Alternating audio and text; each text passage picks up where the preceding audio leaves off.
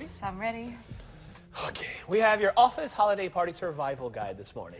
Etiquette Coach Elaine Swann and Anna Runyon, founder of ClassyCareerGirl.com. They're both here with ways to not commit some pretty bad party fouls. Okay, so everybody's got holiday parties coming up, especially the work holiday parties. Oh, yes. Let's get right to a few scenarios. We're going to start first with the guy who can't stop talking about work when you're at a party. And he's still...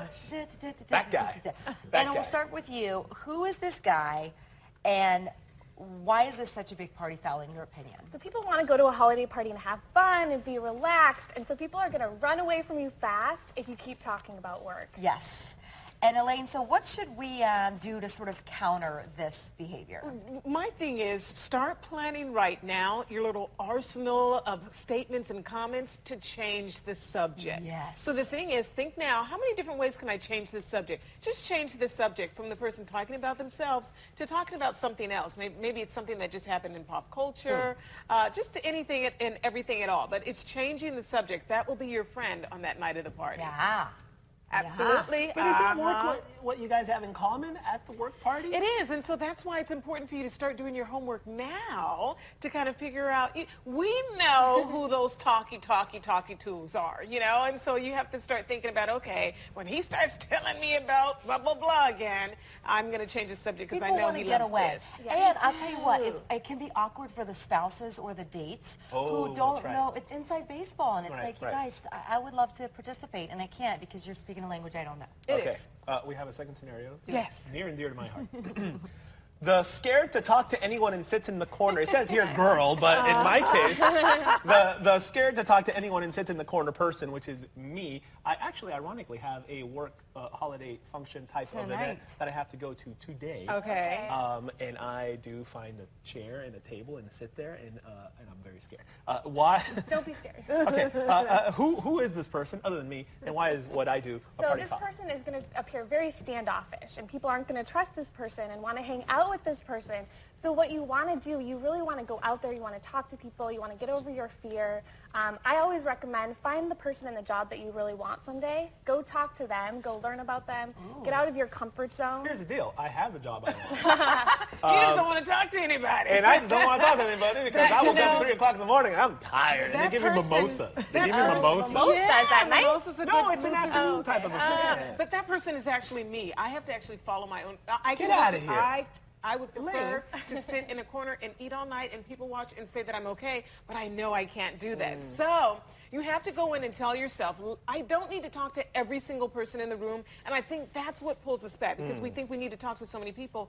Just say, you know what, I need to talk to at least 1 or 2 other people that I don't know, and it's just, how are you doing? What are your plans for the holidays? Those sorts of questions that can get some conversation going. It develops trust as well, Yes. and that's going to help you at work the next week. In my attempt to try to do something like this, I try to spot like 2 or 3 people that I kind of know, and then I talk to them. You scope them out. Yeah. Okay. I was like, oh, look, it's Erica. I'll just go talk to her for 2 We hours. have done that And I for 2 literally say, hours. please don't leave We my have done side. that. But you can't do that. You can't do that. And then, you move on. Well, I'll tell you how to move on to the Okay, next person. let's talk about the gossiper. Why this is a problem. So if you're gossiping, you're going to appear dishonest, untrustworthy. People aren't going to want you on their team at work the next week. So you don't want to gossip. You want to keep it positive as much as possible. If someone's gossiping, try to turn it positive or try and leave as quickly as possible. How do we do that, Elaine? Exactly. You exert yourself from the gossip. You say, oh, you know what? Bob's not here to defend himself anyway. So here, guess what? Did you hear about the thus and so, thus and so? Again, it's changing the subject. Yeah. Stopping those gossipers in their tracks by letting them know that person's not here anyway, but then changing the subject. If they're gossiping about other people to you, they're probably gossiping about you. behind your back. Absolutely. And people know that too. Yeah. They're They do. They smart, and recognize they're that. not going to want you on their team. Okay, the awkward spouse with the wife who just sits there and does nothing and says nothing. This is where this baby again. Oh, man. You know, this so is where the important. spouses have to kind of get together in advance and say, okay, let's figure, because my husband and I, we have little signals on, you know, with one another, so that way you can draw the person into the conversation. It's so important when you talk with someone from work that you turn around and introduce yourself.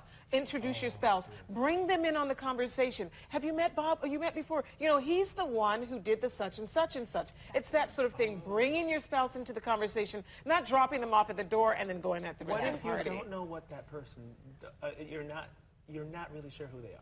Well, And you're prepare- actually technically working the How same. did That you learn happens. about the party? How did you come here? Who invited you to the party? How are you familiar with the company, And correct? prepare your spouse ahead of time, too. Tell them who the important people are and who they should really be ready to talk to.